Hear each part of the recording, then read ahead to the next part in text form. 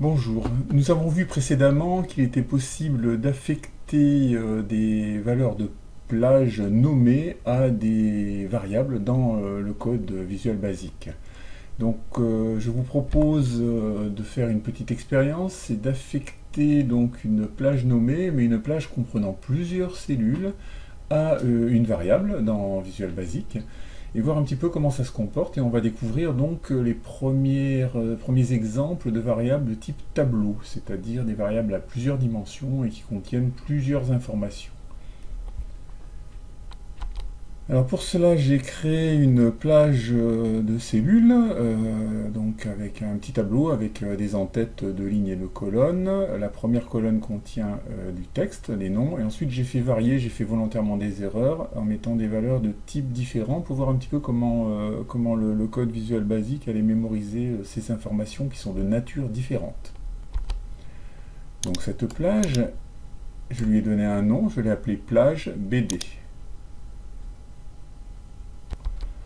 Donc on va basculer dans l'éditeur de code et donc j'ai créé un module vierge, module 1, et dans lequel je vais créer une sub, une macro, procédure, que je vais nommer,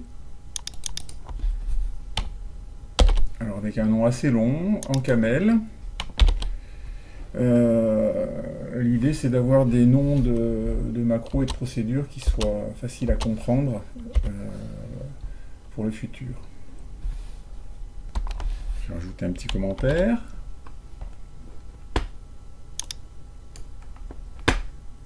Voilà. Et puis là, on va taper une seule instruction.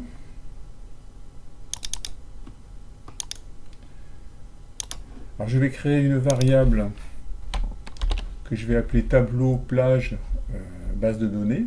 C'est un tableau, donc une variable tableau dans Visual Basic qui va faire référence à la plage nommée BD, plage BD sur le tableur. Et je vais lui affecter la valeur de la range, plage de cellules, qui porte le nom plage BD.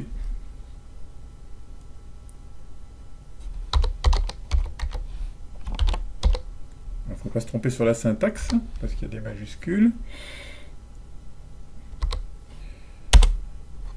Voilà, ceci étant fait, on va essayer de visualiser ce qui peut se passer quand on exécute la macro. Alors je vais faire F8 et on va avancer, tableau plage BD. Ici la macro n'est pas encore fermée, donc les variables sont encore, on va dire, actuelles et vivantes. Et je vais ici voir dans les variables locales, le tableau la fenêtre qui me permet d'inspecter les différents éléments de l'exécution de la macro. Et on s'aperçoit qu'on a donc 1, 2, 3, 4, 5 lignes, ce qui correspond bien à ce qu'il y a dans le tableau, et 3 colonnes, donc en fait les colonnes sont les sous-éléments qui sont ici.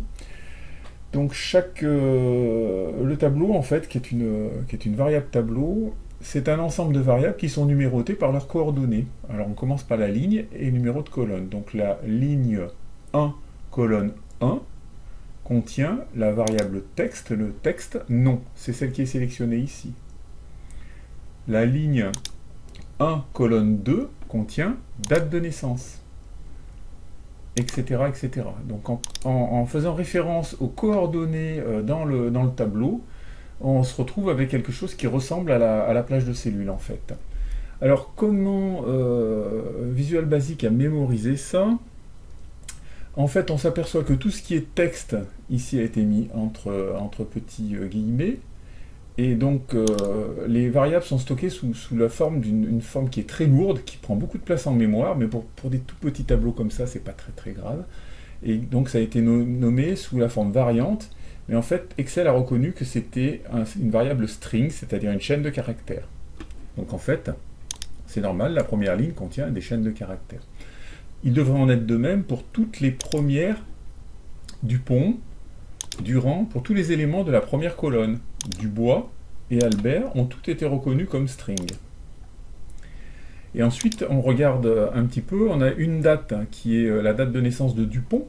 Donc Dupont, sa date de naissance, a été reconnue comme variable de type date. Ensuite, le montant 60 de la cotisation de Dupont, 60 €, a été reconnu comme étant une variable de type double. C'est-à-dire, double, ça veut dire c'est une quantité d'information qui est stockée dans la variable qui est assez faible. Etc. etc. Donc, qu'est-ce qu'on voit apparaître ici? Les variables double, string et double. Donc, en fait, globalement, le code Visual Basic a stocké ce tableau plage BD d'une manière qui est assez lourde en mémoire, mais la variable s'est créée toute seule, c'est quand même assez simple, il n'y a pas eu besoin de la déclarer. On verra quand on fera un chapitre sur les variables que la déclaration des variables, ça peut être quelque chose qui peut accélérer et optimiser votre code de manière très très importante. On va voir maintenant comment affecter le contenu d'un élément du tableau à une cellule. Donc on va voir comment on peut écrire dans le code le fait de récupérer un de ces éléments et de le faire passer dans une cellule. Donc je termine ma macro où je la désactive. On voit que les variables se sont effacées ici. Et je vais écrire l'instruction qui permet de copier du tableau vers Excel des informations. Donc je vais mettre en couleur la cellule qui va être utilisée. On va dire que ça va être la C56 pour afficher le résultat. Et je vous propose d'afficher cet élément de données qui est donc la troisième colonne, première ligne. Donc je vais taper les coordonnées, range C56.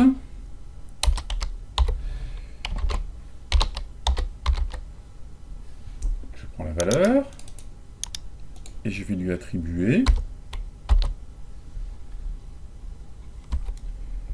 Donc je vais faire référence au tableau de variables tableau plage BD et je vais dire je voudrais la valeur qui se trouve dans la première ligne et dans la troisième colonne. Donc a priori le code avait bien été pris en compte parce que les espaces se sont mis en place, etc. Et donc là je vais faire exécuter ma macro et dans la logique le montant cotisation, ce texte devrait apparaître ici. Donc c'est bon, c'est fonctionnel. Donc on voit bien que si je vais en deuxième ligne, je vais avoir le montant 60. Alors je vais mettre la deuxième ligne ici. J'exécute la macro. Et on voit que c'est le chiffre 60, donc deuxième ligne, troisième colonne. Deuxième ligne, troisième colonne qui apparaît. Donc il vous est possible de récupérer des éléments d'un tableau, d'une variable tableau, et ensuite de les réécrire dans le classeur. Donc on a vu qu'on pouvait donc affecter des valeurs d'une plage de cellules, d'un tableau, à une variable tableau, et qu'ensuite on pouvait partir du tableau pour récupérer des valeurs en fonction des coordonnées dans le tableau, et les réaffecter, alors soit à une variable, parce qu'on peut aussi faire ça, soit directement pour les réafficher dans le tableur. On verra dans une autre vidéo les différents types de variables et la manière dont on peut les déclarer pour optimiser la mémoire et la rapidité, l'efficacité de vos procédures, de votre code. Je vous propose dans la prochaine vidéo d'oublier un petit peu les variables, on y reviendra, et de passer sur quelque chose qui est très très important, c'est de pouvoir tester les conditions. Si quelque chose contient quelque chose, alors on prendra des décisions, et donc là ça sera le premier pas vers un code qui va être interactif et qui va pouvoir devenir intelligent.